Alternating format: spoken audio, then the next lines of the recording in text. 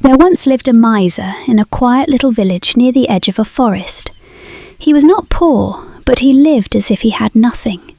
He wore old clothes that hung loose on his body. He ate dry bread and drank water from a cracked jug. He refused to light a fire even on the coldest nights. "Why waste money?" he'd mutter to himself, hugging his arms to his chest.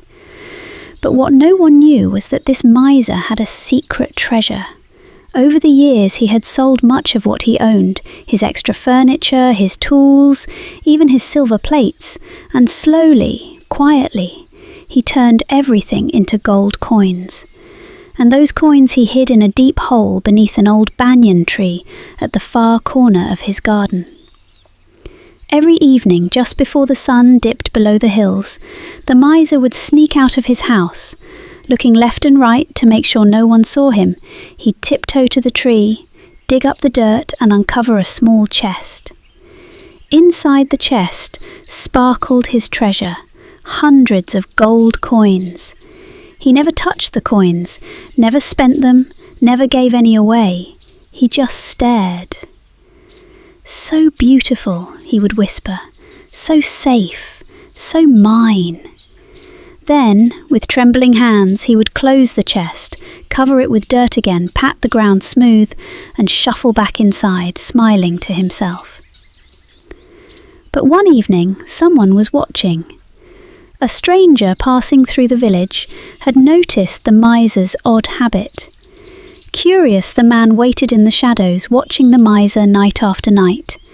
And when the time was right, when the miser was fast asleep, the stranger crept into the yard, found the spot beneath the banyan tree, dug up the earth and took the chest full of gold.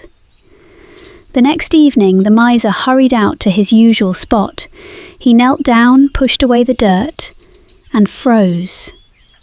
The box was gone. He began to scream, "My gold! My gold! It's gone!"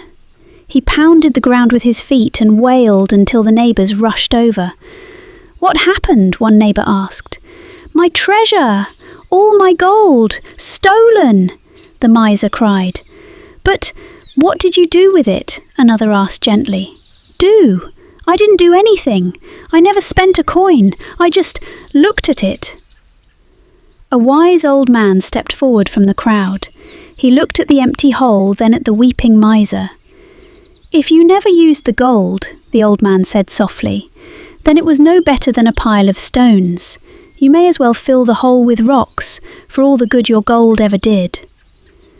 The villagers nodded, and one by one they walked away. The miser sat beside the empty hole, his eyes fixed on the dirt, silent at last. So kids, wealth unused might as well not exist.